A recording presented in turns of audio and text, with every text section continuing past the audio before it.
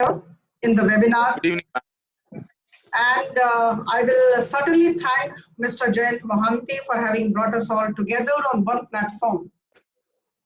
Webinar is the new normal, we realized during this pandemic.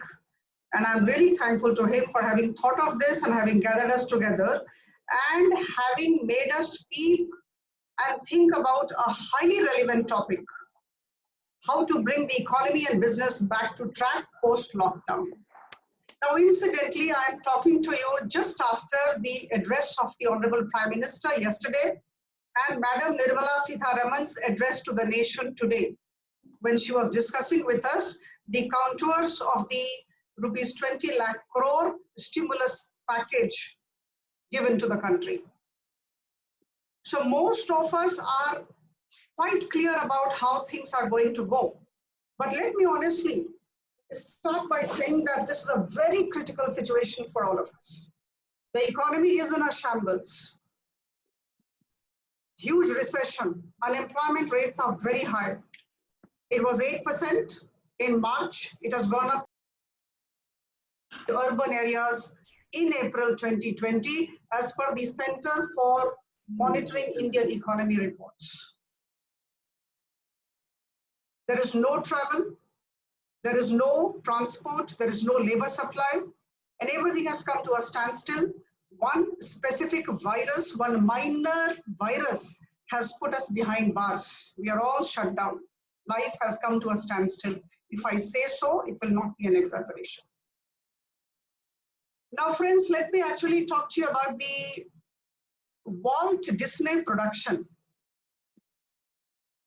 One of his productions is Winnie the Pooh. I don't know how many of you have seen.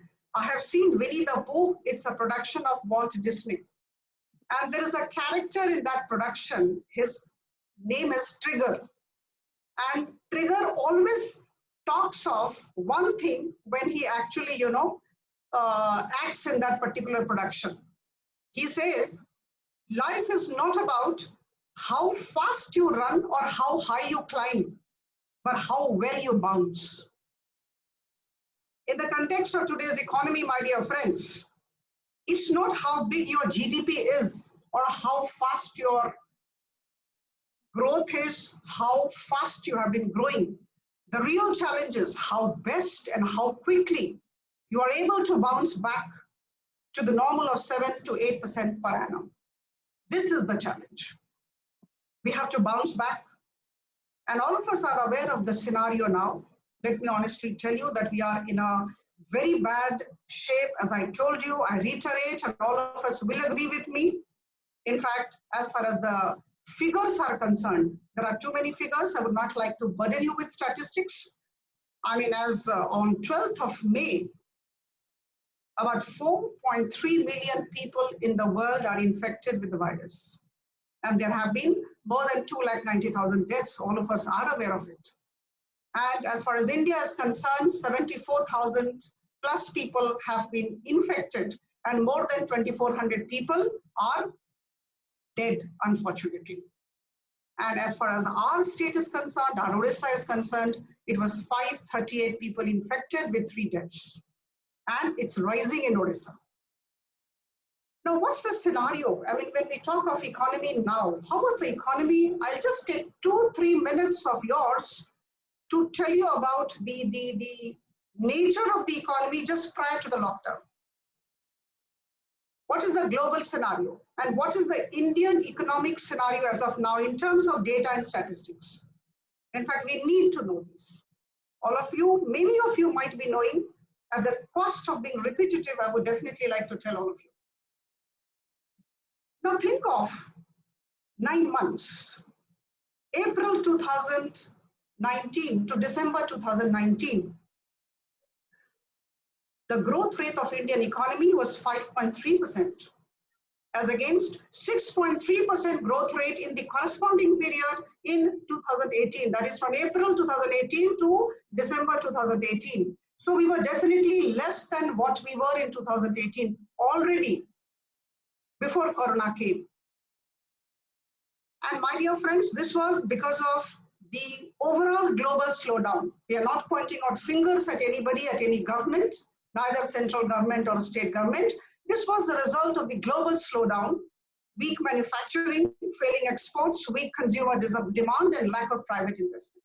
These were the reasons, and overall there was a slackening in the economy, and this was reflected in India too. In January 2020, in fact, then thereafter Corona came, and in January 2020, the International Monetary Fund talked of the global growth rate. It was quite upbeat. It said it would be 2.9% in 2019, and it would be 3.3% in 2020, the global growth rate. And unfortunately now, in April, the International Monetary Fund figures actually put us all at highly tight situation. The International Monetary Fund now says we are minus 3% growth. However, there is light at the end of the tunnel. It says in 2021, it may be 5.8% per annum, but who has seen tomorrow? Who has seen the future? I think this is the scenario. We need to look ourselves into the mirror, and then we need to plan out. This is the challenge before all of us. And friends, since March 25, the first day the lockdown was announced by Honorable Prime Minister till date, the third lockdown. And after listening to the Honorable Prime Minister yesterday, it seems to us that there would be lockdown 4.0 with certain uplifting of restrictions. This is how it is. Now in these almost 50 days, we know how things are. And we really need to gird up our loins. We really need to work together. And we really need to move with a lot of trust, a lot of hope, a lot of optimism, and a lot of faith in each other so that we are able to surmount all the problems. Now, friends, I'm reminded of World War II. 1939 to 1945 was the Second World War. In 1945, the Second World War came to an end, and Europe and Japan at that point of time were in tatters. You know how it was. And thereafter, Europe and Japan started working together with a committed body of citizens. There was a committed political leadership in both the places, and there was a committed body of citizens. All of them started working in an atmosphere of trust, goodwill, hope, and optimism. And now we know Europe and Japan have reached commanding heights. So even if things are very bad, things are looking very bad, poor, but at the same time, we must realize that we have a wonderful leadership at the central level. And this leadership, very interesting. If you see this 50 days, this leadership knows how to work with the states. We know what is cooperative federalism. Not one major decision has been taken by the center, by Prime Minister Modi, without consulting the state's chief ministers. 2 days back also there was a meeting with the state chief ministers, and after that Honorable Prime Minister spoke to the nation yesterday. That means there is absolute discussion at all levels, and the viewpoints of all these state governments are being taken into consideration. There have been consultation with various stakeholders. In fact, I'm also a stakeholder as the Member of Parliament. I'm a stakeholder, and let me tell you, my friends, in these couple of days, we have had series of webinars and series of video conferences because, you know, all of them wanted to know our viewpoints too. What do the members of Parliament feel as to how we go about it? So that's how it is. So I think every citizen in the nation counts at the moment. Now, friends, I was just going through some of the reports of the International Monetary Fund, the World Bank, the Fish Forecast, the Asian Development Bank 2 days back. And interestingly, they are saying that we are pretty low. Our economic growth is very low. WB, World Bank says it would be between 1.5% to 2.8% growth rate in our country. IMF, International Monetary Fund, says it will be 1.9%. ADB says it would be 4%, slightly optimistic. I don't believe that. And Fish Forecast is just 0.8%. Let's look ourselves into the mirror. But at the same time, as I told you, let's be optimistic. If Europe and Japan can look up, can attain commanding heights, why can't we? We are a nation of 1.32 billion people. And why can't we, if we decide, we will do with the wonderful leadership that we have at the central level and all the committed leaderships at the state levels. The central government and the RBI are trying to remove all the roadblocks. They are trying to ensure that all the factories and all the farm operations actually resume and everything should get to normal. Now, there is a hitch here. We are being told not to go out. We are being told to stop any kind of traveling. There would be no labor supply. And at the same time, we are saying that the economy must grow. Now, this is the catch-22 situation between the devil and the deep sea. If we go out in full swing to pull up the economy, there is coronavirus staring at us. And if we don't, then we are nowhere. We will be dying of starvation. Friends, as you know, we have 40 crore people in the unorganized sector, in the informal sector, very big challenge. Our 85% of the farmers are small and marginal, having less than 2 hectares of land. We have about 14 million people dependent on fisheries. 50% of our population is women, many of them behind doors. Now, this is the scenario. This is India. This is not a Western country. So I think with this thing, I think we need to move forward. And what do we do? Now the question is, there are 2 things. Friends, I will be talking to you about what should we be doing at the national level. Honorable Prime Minister is an entire team is working day in and day out to actually put before us the right kind of package. They have been listening to them, the kind of sincerity, the kind of commitment they have been displaying are worth appreciation. And I would also talk to you about our state, the favorite place on the world for all of us, that is Odisha. I will give more time to Odisha and less time to the Indian scenario. Number 1, Odisha. Let me come to Odisha. I'll come to the global scenario or the Indian scenario a little later. Friends, where is Odisha now? Now we are aware of the fact that every year there have been natural calamities in Odisha. Every year we are battered with natural calamities. So I always say, how do we move forward? It's 3 steps forward and we are 5 steps backward every time. This is how things are. Now, my dear friends, I always keep telling people as to why I entered politics. I had a life of luxury. I had nothing missing in my life. I left everything, I quit and I joined politics. You know why? Because we really need to work together and pull up our state. Friends, never think that I belong to a particular political party and that is why my language is this. I am a citizen of the state. I belong to Odisha. And that is why I feel the pain and that is why I'm out of the service and I'm in politics. Because, there has to be development politics. We need to work together irrespective of political party, irrespective of religion, irrespective of caste, irrespective of creed. And we have to pull up our state. What is the position now? If you look at the average per capita income of Odisha, we are 24th rank in a list of 28 states. Why? Now, this is the question, all of you. I was listening to the introduction of all of you. I came about 10 minutes before just to listen to each one of you. Who are you? I wanted to know. And I'm delighted to have such an enlightened body of listeners today. All of you are educated and all of you must feel for your state. I'm sure you must be feeling for your state. But please, let's resolve to work together for our state. We are 24th as far as the average per capita income per annum of our state is concerned. 24th. And what we do not have, ask yourself.